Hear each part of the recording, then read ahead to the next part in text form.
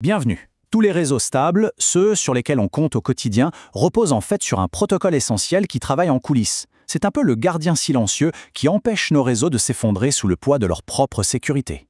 Aujourd'hui, on va lever le voile sur ce fameux Spanning Tree Protocol, de ses débuts à ses versions les plus modernes. Alors, on va plonger directement dans le vif du sujet avec un paradoxe.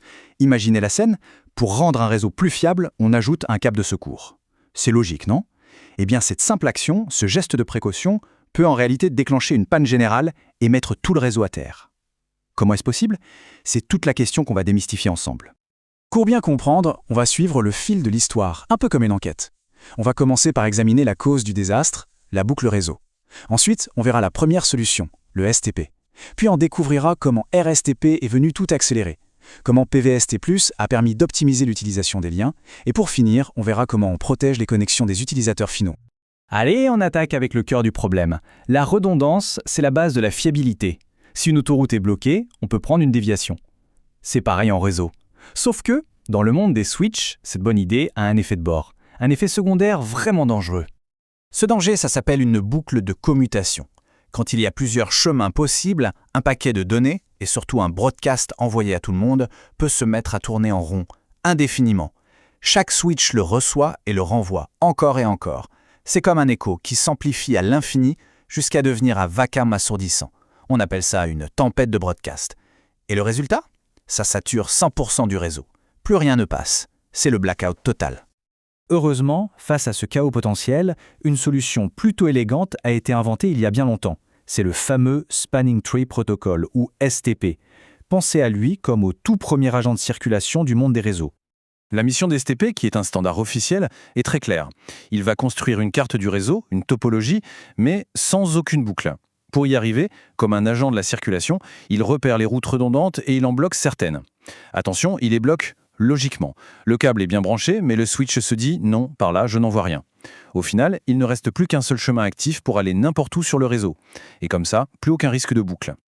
Le seul hic, c'est que le STP d'origine est, disons, extrêmement prudent.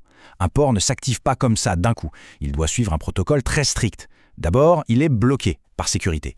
Puis, il passe en mode écoute, le listening, pendant 15 longues secondes, juste pour écouter les autres switches. Ensuite, il passe en mode apprentissage, le learning, pendant encore 15 secondes. Et c'est seulement après tout ça qu'il a enfin le droit de passer en forwarding et de commencer à travailler.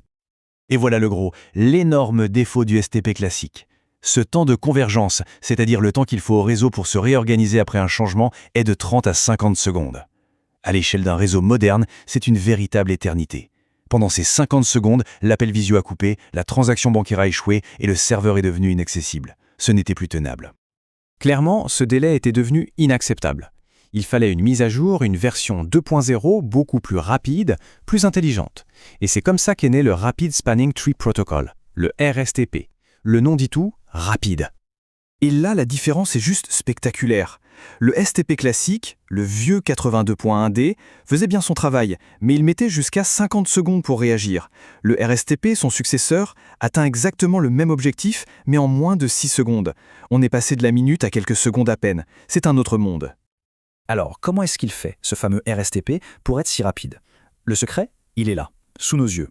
D'abord, il a simplifié les choses en fusionnant les états disabled et blocking en un seul, discarding.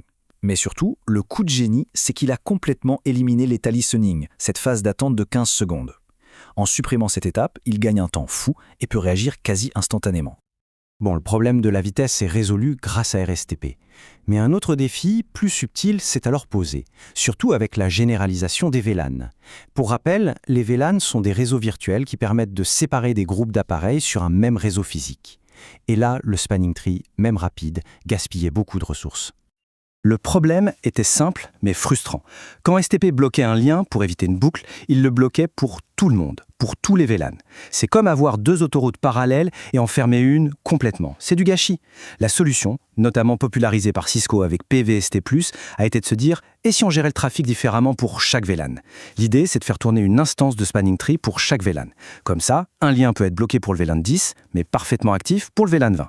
Ça permet de faire de l'équilibrage de charge et enfin d'utiliser 100% des câbles qu'on a installés. Maintenant, déplaçons notre attention de l'infrastructure centrale vers la périphérie du réseau. On parle des ports où se connectent les ordinateurs, les imprimantes, bref, les appareils des utilisateurs. Ici aussi, il y a des optimisations cruciales à faire, à la fois pour la vitesse et la sécurité. La question est pleine de bon sens. Un simple ordinateur portable ne peut pas créer de boucle réseau. Il n'a qu'une seule connexion. Alors franchement, pourquoi est-ce qu'il devrait attendre les 30 ou 50 secondes de la procédure Spanning Tree juste pour avoir accès à ses mails? Ce délai, c'est non seulement frustrant, mais c'est complètement inutile pour ce type d'appareil.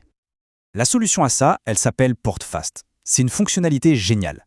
Quand on l'active sur un port, on lui dit en quelque sorte « Ici, on va brancher un PC, pas un autre switch ». Alors, pas besoin de toute la cérémonie STP. Le port passe alors immédiatement à l'état forwarding, il zappe les étapes d'écoute et d'apprentissage. Résultat, on branche son PC et la connexion est instantanée. Mais il y a un mais. PortFast, c'est super pratique, mais ça crée un nouveau risque. En désactivant les vérifications de STP, on part du principe que seul un appareil inoffensif sera branché. Mais que se passe-t-il si quelqu'un, par erreur ou par malveillance, vient brancher un autre switch sur ce port ultra rapide? On recrée le risque d'une boucle. C'est là qu'entre en scène le garde du corps de PortFast, BPDU Guard. C'est une fonction de sécurité qui va surveiller le port. Si ce port, configuré en PortFast, reçoit un message STP, un fameux BPDU, ce langage que seuls les switches parlent entre eux, BPDU Guard se dit « Alerte, ce n'est pas un PC ». Et sa réaction est immédiate. Il coupe le port, net. Il le met dans un état d'erreur pour neutraliser la menace et protéger tout le reste du réseau. Alors, pour récapituler ce voyage, on est parti du STP classique, l'original, celui qui a tout inventé, mais qui était lent. Ensuite, on a vu PVST+, l'amélioration de Cisco pour mieux utiliser les liens avec les VLAN. Puis est arrivé le standard RSTP qui a apporté la vitesse indispensable au réseau moderne. Et enfin, on a le rapide PVST+, qui a un peu le meilleur des deux mondes. Il combine la vitesse du RSTP avec l'intelligence par VLAN du PVST+. Et on arrive à la fin de notre analyse. Le protocole Spanning Tree, sous toutes ses formes, a résolu un problème fondamental en faisant un sacrifice. Il accepte de ne pas utiliser certains chemins pour garantir la stabilité. Mais aujourd'hui, alors que les réseaux sont de plus en plus rapides, de plus en plus complexes, une question se pose. Est-ce que bloquer des liens, même temporairement, est toujours la meilleure façon de construire un réseau résilient?